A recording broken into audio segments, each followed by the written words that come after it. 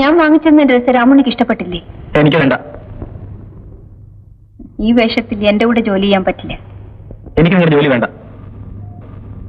ഞാൻ പോകുന്നു. ഓഹോ, യാത്ര ചോദിക്കാൻ വന്നാണല്ലേ? നാട്ടിലേക്കായിരിക്കും. അമ്മുവിനെ കാണാൻ, അതോ ശ്രീദേവി കുഞ്ഞമ്മയോ? അത് നിങ്ങൾ അറിയണ്ട. അറിയാം. നീ ആരാണെന്നും എന്തിനാണ് നാട് വിട്ട് ഓടിപ്പോന്നെന്നും എനിക്കറിയാം. എന്നിട്ടും ഞാൻ നിന്നെ സഹായിക്കാൻ തയ്യാറായി. എനിക്ക് നിങ്ങളുടെ സഹായം ആവശ്യമില്ല. ശരി, രാമുണ്ണിക്ക് ഇഷ്ടമില്ലെങ്കിൽ പൊയ്ക്കോളൂ. പക്ഷേ പോകുന്നതിന് മുമ്പ് എനിക്കൊരു അപേക്ഷയുണ്ട്. ഇതൊന്ന് വായിക്കൂ. എന്താണിത്? പുറപ്പെടുന്നതിന് മുമ്പ് രാമുണ്ണി അറിഞ്ഞിരിക്കേണ്ട കാര്യം.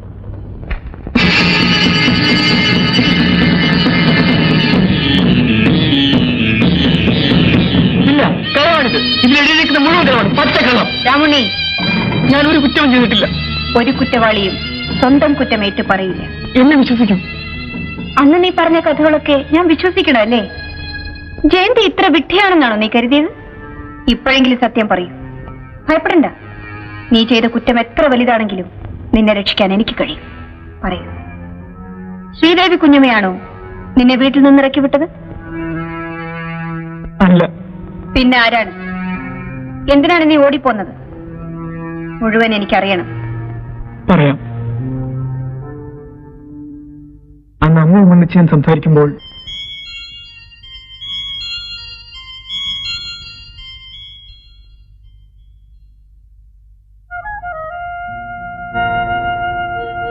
രാമുണ്ണി ഇത്ര കുസൃതിയാണെന്ന് ഞാൻ അറിഞ്ഞില്ല.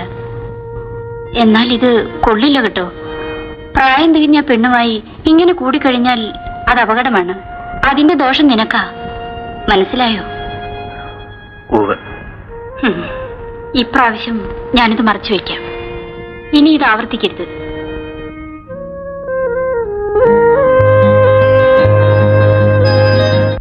എന്നെ പിടിക്കണ്ട, ഞാൻ നടന്നു പോയിക്കൊള്ളാം. എന്നെ ആരും പിടിക്കണ്ട. വിടാനല്ലേ പറഞ്ഞത്? കണ്ട, ഞാൻ നടന്നു തന്നെ എന്റെ വീട്ടിൽ വിടാൻ. എന്നെ വിടാൻ ഞാൻ വീണു. പതുക്കെ പതുക്കെ അല്ലേ വീണു. ഇവിടെ വീഴും.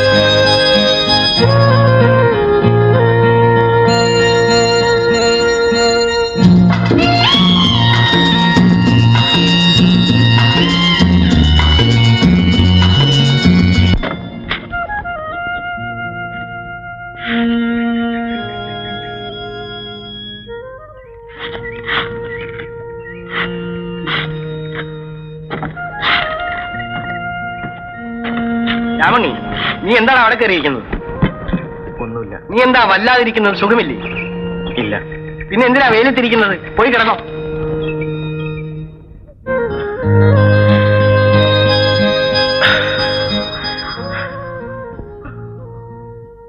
വേണ്ട, ഇത് പാപമാണ്.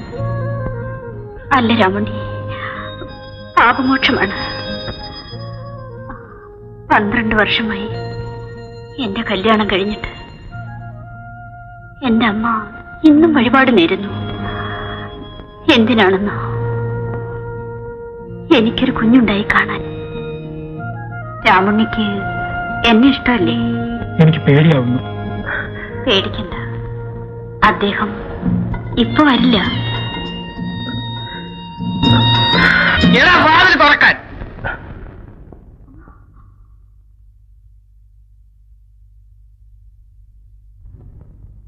തുറക്കാൻ.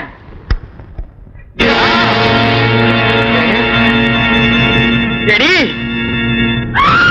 ഇല്ല, ഞാൻ കൊന്നിട്ടില്ല. പതുക്കെ. ഈ വീട്ടിലെ ചുവരുകൾക്ക് പോലും ചെവിയുണ്ട്. ഞാൻ അവരെ കൊന്നിട്ടില്ല. അതെനിക്കറിയില്ല. പക്ഷെ പോലീസ് അന്വേഷിക്കുന്നത് നിന്നെയാണ്. ശ്രീദേവി കുഞ്ഞ് വെട്ടിക്കൊന്ന നാട് വിട്ട രാമുണ്ണിയെ വായിച്ചില്ലേ? കളവാണ്, അതിനെഴുതിയിരിക്കുന്ന കളവാണ്. സത്യമായാലും രാമുണ്ണി ഭയപ്പെടണ്ട. ഈ വീട്ടിൽ നീ എന്നും സുരക്ഷിതനായിരിക്കും. ഈ ഉടുപ്പുകൾ മാറാമോ? പുറത്തു പോയാൽ നിനക്ക് രക്ഷപ്പെടാൻ കഴിയില്ല. എന്താണ് ആലോചിക്കുന്നത്? ഒരു കൊലയല്ലേ ചെയ്തിട്ടുണ്ട്. ഞാൻ സാരമില്ല, ഇനി സൂക്ഷിച്ചാൽ മതി. ഒന്നിലധികം കൊല ചെയ്തവർ എന്നോടൊന്നിച്ച് ജോലി ചെയ്യുന്നുണ്ട്.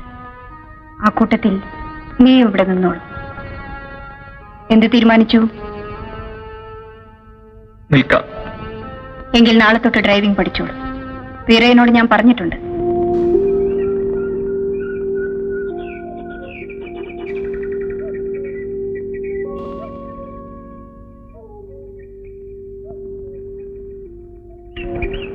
നിനക്ക് ഡ്രൈവിംഗ് പഠിക്കണ്ടേ? ആ, എന്നാ വാ.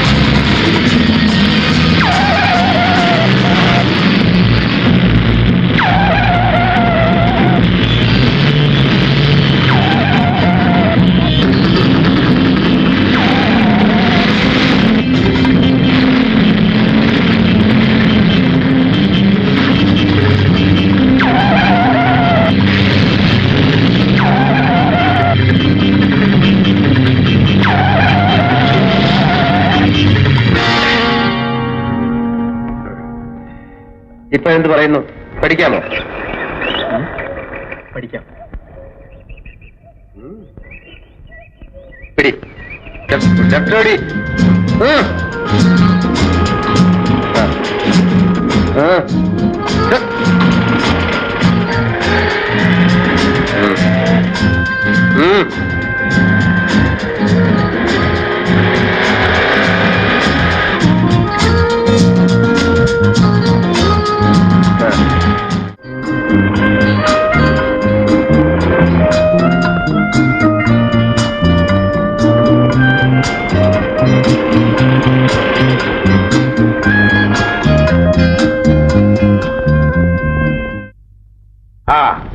പുതിയ ശിഷ്യൻ എങ്ങനെയുണ്ട്? കാർ ഓടിക്കാനൊക്കെ പഠിച്ചോ?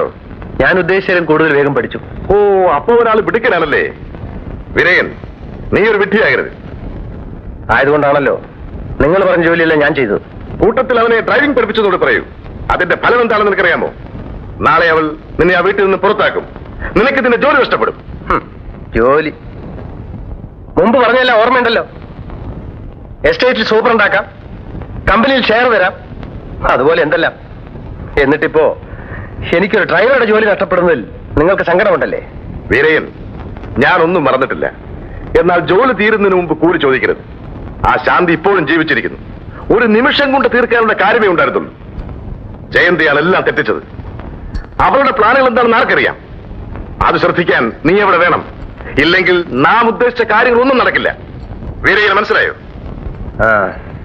എന്തായാലും നീ ആ ജോലി നഷ്ടപ്പെടുത്തരുത്. പൊയ്ക്കോളൂ.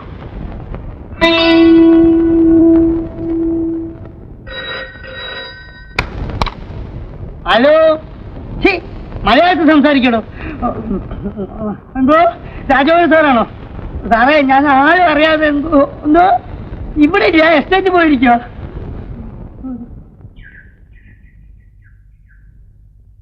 തിരിച്ചു പോകുമ്പോ നീ ഓടിച്ചാ മതിയെന്ന് ജയന്തിയമ്മ പറഞ്ഞു.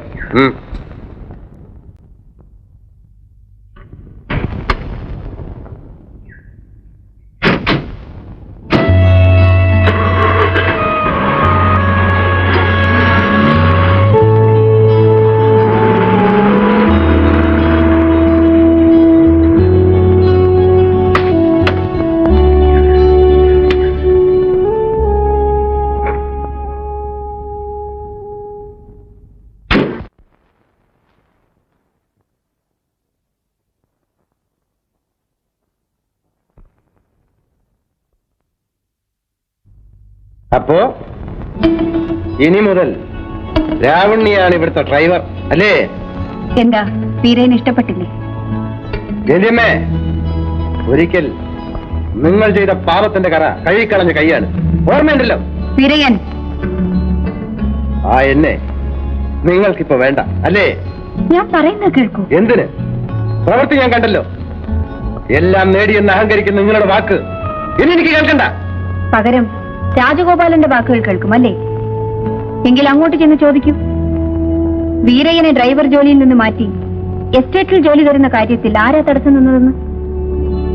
രാമുണ്ണിയെ ഡ്രൈവറായി നിയമിച്ചത് വീരയ്യനെ പിരിച്ചുവിടാനല്ല, ഈ വീട്ടിലെ മുഴുവൻ ചുമതല ഏൽപ്പിക്കാനാണ്. എന്താ വീരയ്യൻ ഇവിടെ ഉണ്ടാവില്ലേ?